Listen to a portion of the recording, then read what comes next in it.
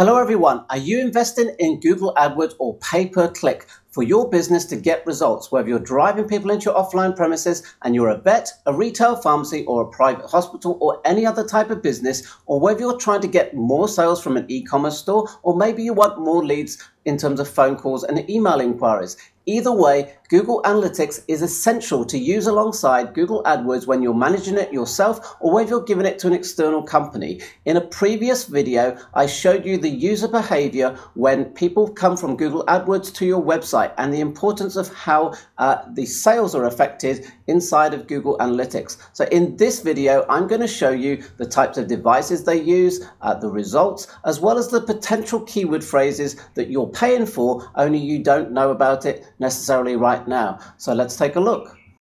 This is a breakdown for an exact match campaign. Now, the important point to take away here is that you can see the breakdown of device and what's the actual result of using those devices. You can see here the bounce rate for a tablet is 75%. Now, a typical bounce rate is 40%, and if it's higher than that, that's generally not good unless there's an exception to the rule, and certainly less than that tends to be pretty good. So when you're looking at 75%, you have to say, okay, I'm paying $10 a click, and I get the biggest bounce rate. So therefore, we either change that or we have to stop that campaign. And this is the advantage of looking at information inside of Google Analytics. They're also spending the least amount of time in terms of the site. So you can see clearly that the desktop computers are winning, and that's sometimes unusual because in the case of mobiles, with the trend that's taking place, they really are dominating many industries. However, in this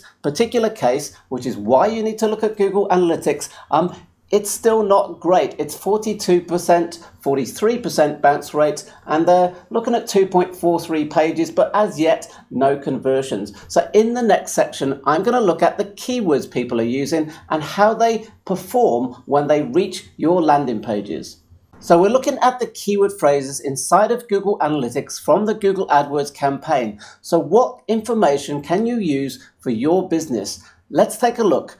First, number 5, look across the page in terms of the keyword and you can see the bounce rate is 100%. Number 10 is also 100%. The typical bounce rate, which means when people don't click on any links and they leave, is 40%. So anything less is good and anything more is pretty bad unless there's an exceptional reason. So this is the benefit of looking at Google Analytics, because in this particular case, you're investing $116. However, it's actually not having any result whatsoever. The other one is only $14. However, again, you could reinvest that money more wisely. So what else can you use for your business? The keyword phrase is shown in terms of what actually generates the conversion. So the goal completion means when people contact you, for example, in terms of an email inquiry. That's just one of many examples. However, you can look across the page again and say, okay, so there's 2 conversions here. What information are they showing that's different to the other keywords? So look across the page, the bounce rate is only 14.29 and 16.67. Now the other bounce rates are not bad, 25, 36, 26 are pretty good. However, it does demonstrate the need to continue to invest in improving your landing pages and driving qualified traffic from Google AdWords. So here we're looking at what is known as search queries. So what does this mean? It means when you're using broad match and phrase match, these are the phrases that you're paying for. However, they may well not be converting or may not even be targeted. You have to test this to find out. However, I've arranged the bounce rate in order. So the highest bounce rates are shown at the top. So therefore, you can select the ones that are wasting the most amount of money. And of course, really, you shouldn't be using any of these once you're actually aware of these. So your management company or yourself should be looking at this and saying, okay, let's stop these keyword phrases and let's focus our investment on more productive keywords.